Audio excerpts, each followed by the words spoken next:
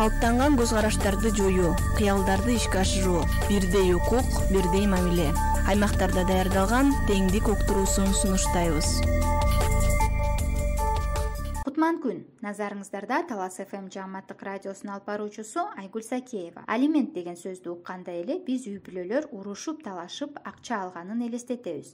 Бирок юрист жана медиатор Жибек Кенжебекова алимент алуу учурунда чыр чатак жок деле сүйлөшүүлөрдү жүргүзсө болорун айтып берди. На консультациях клиентов я всегда советую в первую очередь. Кардарлар менен сүйлөшүү учурунда мен дайыма маселени тынчтык жолу менен чечүүнү сунуштайм. Алгач экинчи тарапты көйгөйдү чечүүгө чакыруу керек. Эгер эки тарап бири-бири менен сүйлөшө албай жатса, мен дайыма аларды чакырып, өзүнүн ордуна жактоочуну жөнөтүүнү сунуштайм. Себеби ортосунда талаш бар адамдарга бирин-бири түшүнүү абдан кыйын. Ал эми өзүнүн ордуна башка адам келсе, сүйлөшүүлөр жемиштүүрөөк жүрөт дейт медиатор. Эгер келишим ийгиликсиз болуп калса, анда дагы бир ыкма бар экендиги жөнүндө маалымдады. Если же вдруг переговоры не получились, Сүйлөшүүлөр ийгиликсиз болсо, анда экинчи тарапка көйгөйдү чечүү тууралуу кат жөнөтсө болот. Ал эми бул дагы жардам бербесе, анда сот аркылуу чечүү керек көйгөйдү. Бирок сот учурунда кайра урушуп кетпес үчүн эки тарап тең өз жактоочуларын эле жөнөтүп койсо туура болот. Себеби алар өз жумушун жакшы билет. Кимдин эмнеге укуктары бар жана канча алимент алса боло турганын билишет. Эгер силерди сотко чакырса, аны көңүлсүз калтырбай сотко барып же өз жактоочуңарды жөнөткөн туура болот. Бардык эле чыр чатакты ызы-чуусу жок чечсе болот. Сотко өтүп кеткен ишти деле кайра кайтарып тынчтык жолу менен чечсе болот. Жөнгө салуу келишимин кылсаңар, силер өз убакыт,